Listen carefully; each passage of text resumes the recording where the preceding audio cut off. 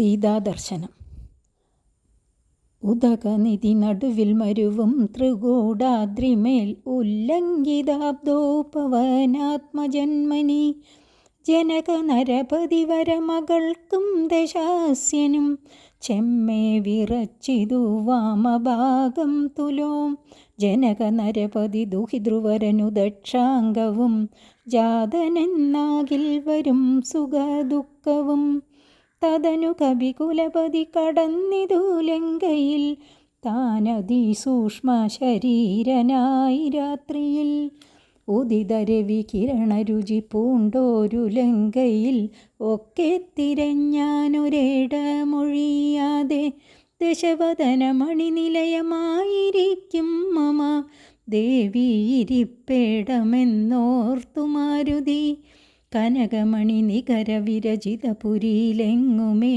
കാണാഞ്ഞുലങ്കാവചനമോർത്തിയിടിനാൻ ഉടമയൊടു മസുരപുരി കനിവിനോടു ചൊല്ലിയോരുദ്യാനദേശേ തിരഞ്ഞു തുടങ്ങിനാൻ ഉപവനവും അമൃതസമസലിലയുധവാഭിയും ഉത്തുംഗ സൗധങ്ങളും ഗോപുരങ്ങളും സഹജസുത സജീവ ബലപതികൾ ഭവനങ്ങളും സൗവർണസാലധ്വജ പതാകങ്ങളും ദശവദന മണിഭവന ശോഭ കാണും വിധോ ദിക്പാലമന്ദിരം ധികൃതമായി വരും കനകമണി രചിത ഭവനങ്ങളിലെങ്ങുമേ കാണാഞ്ഞു പിന്നെയും നീളെ നോക്കും വിധോ കുസുമജയ സുരഭിയൊടു പവനനദിഗൂഢമായി കൂടെ തടഞ്ഞു കൂട്ടിക്കൊണ്ടുപോയുടൻ ഉപവനവും ഒരു തരതരുപ്രവരങ്ങളും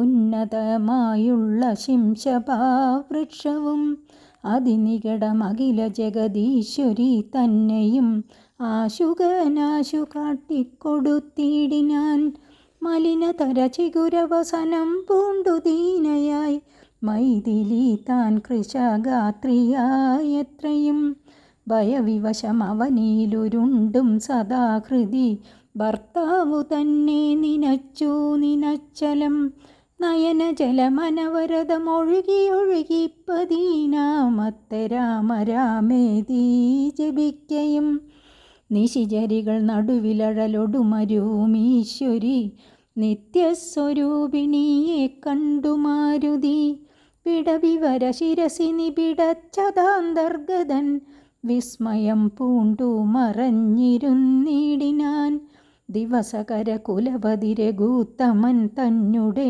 ദേവിയാം സീതയെ കണ്ടു കബീവരൻ കമലമകളഖില ജഗദീശ്വരി തന്നുടൽ കണ്ടേൻ കൃതാർത്ഥ്യോസ്മ്യഹം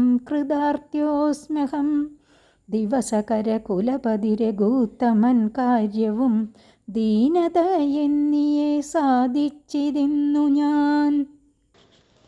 കടൽ ചാടി ഹനുമാൻ കടലിൻ്റെ നടുക്കുള്ള ത്രികൂടാദ്രിമേൽ എത്തി. പിന്നെ ഹനുമാൻ ഉടൽ നന്നേ സൂക്ഷ്മരൂപത്തിലാക്കി രാത്രി നേരത്ത് ലങ്കയിലേക്ക് പ്രവേശിച്ചു. ആ സമയം ചില ശുഭാശുഭ സൂചനകൾ ഉണ്ടായി. സൂര്യൻ ഉദിച്ചു നിൽക്കുന്നതുപോലെ രാത്രിയും ദീപശോഭയുള്ള ലങ്കയിലെങ്ങും ഒരിടവും ഒഴിവാക്കാതെ തിരച്ചിൽ തുടർന്നു. രാവണൻ്റെ രത്നകൊട്ടാരത്തിലായിരിക്കും സീത എന്നോർത്ത് അവിടെ ആദ്യം തിരഞ്ഞു. സ്വർണരത്ന നിർമ്മിതമായ പുരിയിൽ എങ്ങും കാണാഞ്ഞു വന്നപ്പോൾ ലങ്കാലക്ഷ്മിയുടെ വാക്കോർത്തു. അവൾ അലിവോടെ ആധികാരികമായി പറഞ്ഞതാണല്ലോ ഉദ്യാനത്തിലുണ്ടാവുമെന്ന്. അതുകൊണ്ട് തിരച്ചിൽ അങ്ങോട്ട് മാറ്റി. അതിനിടെ ലങ്കയുടെ ദൃശ്യമുണർത്തിയ വിസ്മയം ഉപവനങ്ങൾ, അമൃതിനു തുല്യമായ വെള്ളം തുളുമ്പുന്ന തടാകങ്ങൾ, ഉയർന്ന മാളികകൾ, ഗോപുരങ്ങൾ, അനുജന്മാർ, മക്കൾ, മന്ത്രിമാർ, പടനായകർ എന്നിവരുടെ ഭവനങ്ങൾ, സ്വർണ്ണനിർമ്മിതമായ മതിലുകളും കൊടിമരങ്ങളും കൊടിക്കൂറകളും, അങ്ങനെ സൗഭാഗ്യം വഴിയുന്ന നഗരം. രാവണൻ്റെ രത്നമാളികയുടെ കാന്തിയോ ഇന്ദ്രകുബേരന്മാർ ഉൾപ്പെടുന്ന ദിക്പാലകന്മാരുടെ മന്ദിരങ്ങളെപ്പോലും നിഷ്പ്രഭമാക്കുന്നു. എന്നാലോ സ്വർണ്ണരത്ന നിർമ്മിതമായ ഇത്തരം മണിമാളികയിലെങ്ങും സീതയെ കാണാൻ കഴിഞ്ഞില്ല. പിന്നെയും എല്ലായിടത്തും അന്വേഷണം തുടർന്നു. അപ്പോഴത്രേ അപ്രതീക്ഷിതമായി ഒരു സഹായം കൈവന്നത്.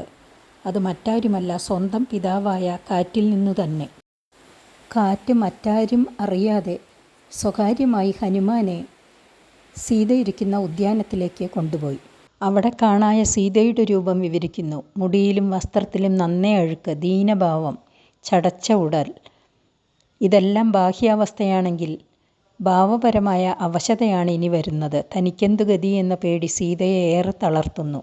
നിലത്തു കിടന്ന് ഉരുളുകയും നിസ്സഹായതയോടെ ഭർത്താവിനെ മനസ്സിൽ ആവർത്തിച്ച് അയവിറക്കുകയും അങ്ങനെ അയവിറക്കും തോറും നിലയ്ക്കാത്ത കണ്ണീർ ഇടവിടാതെ ഒഴുകിക്കൊണ്ടിരിക്കുന്നു.